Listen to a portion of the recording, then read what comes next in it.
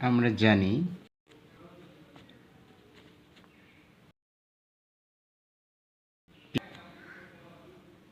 একটা ত্রিভুজ এঁকে নিচ্ছি আমরা।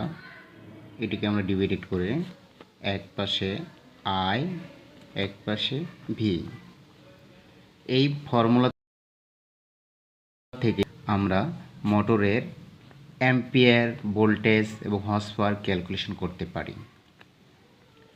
ধরি লেট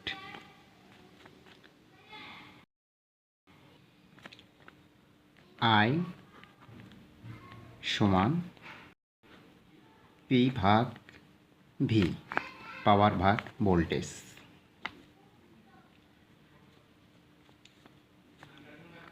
টেন কিলোওয়াট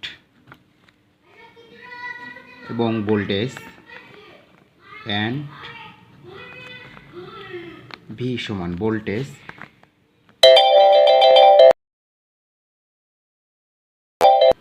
5 ভি এবং পাওয়ার ফ্যাক্টর 0.89। মোটরের কর্মদক্ষতা, যেটা বলি আমরা এফিসিয়েন্সি, ইএফ দ্বারা প্রকাশ করা হয়। 90%। এখন এই মোটর থেকে আমরা, এই ক্যালকুলেশন থেকে আমরা একটা জিনিস বের করব যে আসলে মোটরের অ্যাম্পিয়ার কত।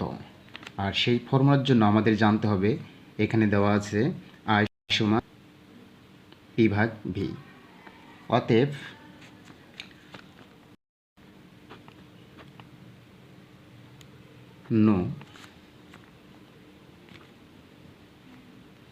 অতএব উই নো, আমরা জানি আই সমান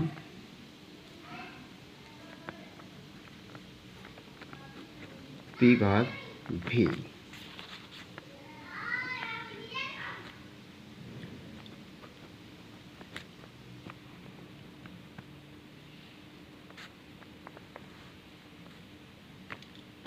টেন কিলোওয়াট গুণন 1000,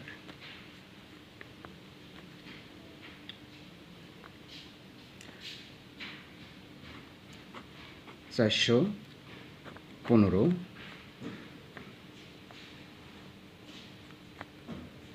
1.73 2 গুণন পাওয়ার ফ্যাক্টর 89 গুণন এফিসিয়েন্সি 8%।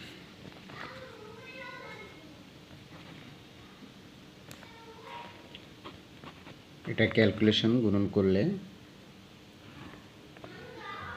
এরকম আসবে 37574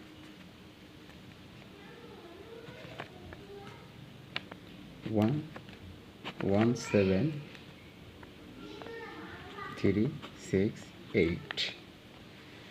আমরা এই ফর্মুলা ইউজ করে মোটরের অ্যাম্পিয়ার বের করতে পারি থ্রি ফেজ মোটরের।